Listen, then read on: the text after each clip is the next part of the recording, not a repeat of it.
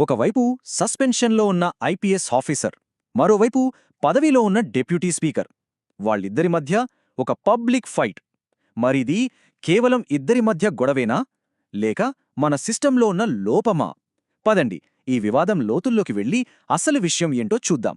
420 master thief, cheater, ఈ మాటలన్నది ఎవరో తెలుసా? ఏ వీధిలోనో పోయే వ్యక్తి కాదు, ఏకంగా సస్పెన్షన్లో ఉన్న ఒక high rank police officer PV Sunil Kumar. ఎవర్ని అంటున్నారంటే సిట్టింగ్ డెప్యూటీ స్పీకర్ రఘురామకృష్ణరాజుని. అంటే ఇది మామూలు విషయం కాదు, చాలా సీరియస్ ఆరోపణ ఇది.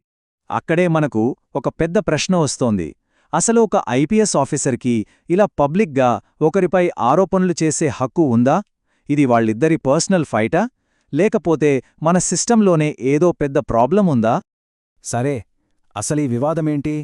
సింపుల్గా చెప్పాలంటే పివి సునీల్ కుమార్ సోషల్ మీడియాను వాడుకుంటున్నారు. ట్వీట్లు, వీడియోలతో రఘురామకృష్ణరాజును డెప్యూటీ స్పీకర్ పదవి నుంచి తీసేయాలని గట్టిగా డిమాండ్ చేస్తున్నారు. ఎందుకంటే ఆయనపై ఒక సీబీఐ కేసు నడుస్తోందని చెప్తున్నారు. ఇప్పుడు సునీల్ కుమార్ చేస్తున్న మెయిన్ ఆర్గ్యుమెంట్ చూద్దాం. సుప్రీంకోర్టే అరెస్ట్కి గ్రీన్ సిగ్నల్ ఇచ్చింది అని ఆయన అంటున్నారు. కానీ ఒక్క నిమిషం, కోర్టు నిజంగా ఏం చెప్పింది? కోర్టు చెప్పిందేంటంటే ఇలాంటి కేసుల్లో ఎఫ్ఐఆర్ ఫైల్ చేయడానికి షోకాజ్ నోటీస్ ఇవ్వాల్సిన అవసరం లేదు అని మాత్రమే. అంటే ఇది జస్ట్ ఒక ప్రొసీజర్కి సంబంధించిన క్లారిఫికేషన్, అంతేకాని అరెస్ట్ చేయమనిచ్చిన ఆర్డర్ కాదు. చూశారా, ఇక్కడ మనం చాలా క్లియర్గా గుర్తుపెట్టుకోవాల్సిన పాయింట్ ఇదే. సుప్రీంకోర్టు ఇచ్చింది ఒక ప్రొసీజరల్ క్లారిఫికేషన్ మాత్రమే, అంతేగాని అరెస్ట్ ఆర్డర్ కాదు. మళ్ళీ చెప్తున్నా, అరెస్ట్ చెయ్యమని కోర్టు ఎక్కడా చెప్పలేదు. మరి ఒక సీనియర్ పోలీస్ ఆఫీసర్ కోర్టు తీర్పునే ఇలా తప్పుగా చెప్తే ఇక సిస్టంపై జనాలకి నమ్మకం ఎలా ఉంటుంది?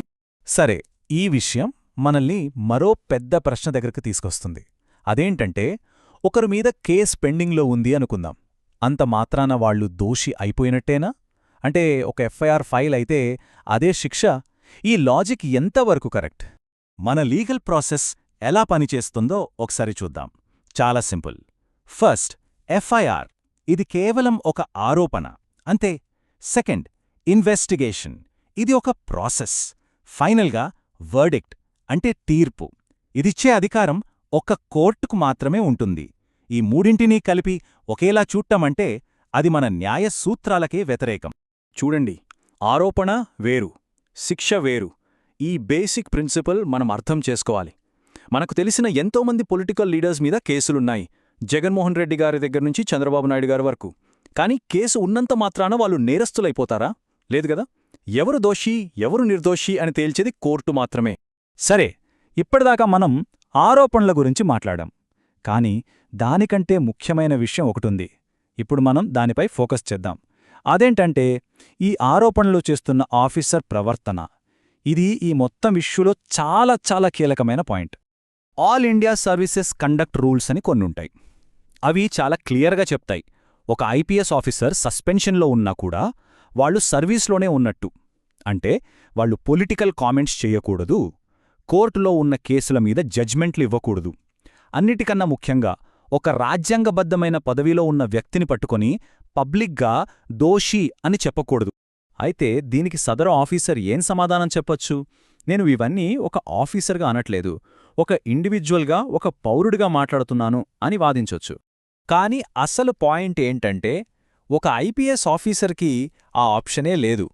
సర్వీస్ రూల్స్ అనేవి వాళ్లకి 24/7 వర్తిస్తాయి. వాళ్ల పర్సనల్ అభిప్రాయాలు, ముఖ్యంగా పొలిటికల్ ఇష్యూస్ పైన, లీగల్ మ్యాటర్స్ పైన పబ్లిక్గా చెప్పే అధికారం వాళ్లకు లేదు. అది వాళ్ల జాబ్ డిసిప్లిన్లో ఒక భాగం.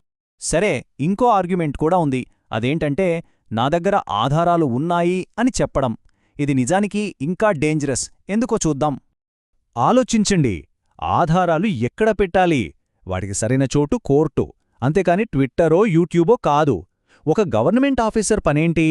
ఆధారాలు ఉంటే వాటిని కోర్టుకివ్వాలి, అంతే తప్ప ఇలా సోషల్ మీడియాలో మీడియా ట్రయల్ నడపడం కాదు. ఇది రూల్స్కి కంప్లీట్గా వ్యతిరేకం. అయితే ఈ మొత్తం చర్చను బట్టి మనం అడగాల్సిన అసలైన ప్రశ్న ఏంటి? అసలు మనం దేనిమీద ఫోకస్ చేయాలి? ఇక్కడ ప్రశ్న రఘురామకృష్ణరాజుగారు దోషా లేక నిర్దోషా అన్నది కాదు. అది కోర్టు చూసుకుంటుంది. ఆ తీర్పు కోర్టిస్తుంది. అది మన టాపిక్కే కాదు. అసలు సిసలైన ప్రశ్న ఇదొక్కటే. సర్వీస్లో ఉన్న ఒక ఐపీఎస్ ఆఫీసర్కి ఈ విధంగా మాట్లాడే హక్కు ఉందా? ఒక ప్రజాప్రతినిధి మీద తనే జడ్జ్మెంట్ ఇచ్చే రైట్ ఉందా? ఈ మొత్తం విశ్లేషణకు మూలం ఈ ప్రశ్నే. దీనికి సమాధానం చాలా చాలా క్లియర్. లేదు. కండక్ట్ రూల్స్ ప్రకారం అలాంటి హక్కు వాళ్లకస్సలు లేదు, ఏమాత్రం లేదు. అందుకే ఇది కేవలం ఇద్దరు వ్యక్తుల మధ్య జరుగుతున్న పర్సనల్ గొడవ కాదు. ఇది మన సిస్టంకి సంబంధించిన ఒక పెద్ద ప్రశ్న. మరి ఇప్పుడు ప్రభుత్వమేం చేస్తుంది? రూల్స్ ప్రకారం చర్యలు తీసుకుంటుందా, లేక పొలిటికల్ కన్వీనియన్స్ కోసం దీన్ని కూడా వదిలేస్తుందా? ఈ ప్రశ్నకి దొరికే సమాధానం మన డెమోక్రటిక్ సిస్టమ్ భవిష్యత్తును నిర్ణయిస్తుంది.